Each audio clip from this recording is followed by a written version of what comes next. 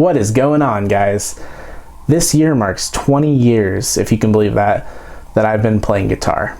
I haven't always taken it as seriously as I've wanted to, but that's okay. Life happens.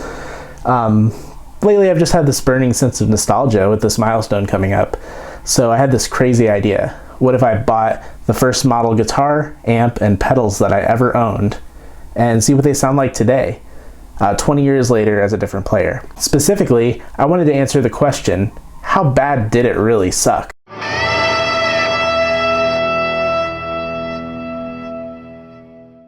The year was 2001. My dad had just taken me to see a local cover band, and it was my first exposure to live music up close and personal. And I just remember them playing Crazy Train and just being so electrified. Like, I knew from that moment that I had to have a guitar. So that year, for my birthday, I got to bring home the Music Shop Special, which was a Strat-copy and a little combo practice amp. As I learned that year, I remember just thinking, this thing sucks. This stuff is holding me back. Why didn't I educate myself and purchase something good?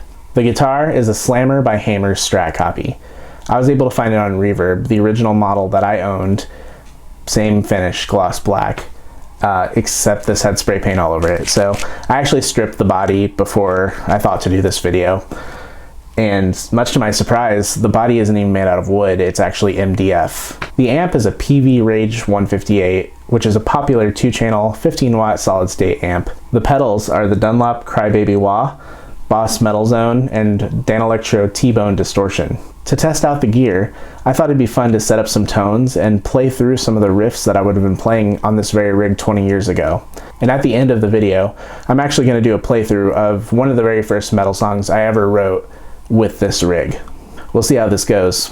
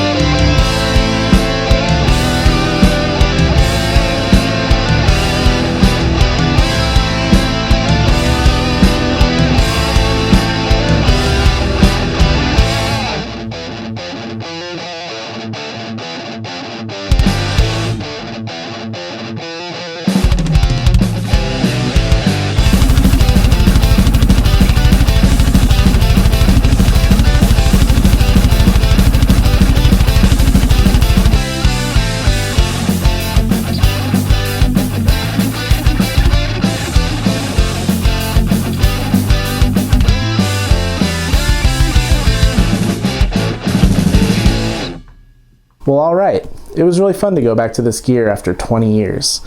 The slammer here is obviously the weakest link of the rig. The thing just won't stay in tune. It's got these vintage tuners that are pretty bad. Even after a proper setup to make the thing, you know, even remotely comfortable to play, it's got a lot of fret buzz, and in fact it has some completely dead frets.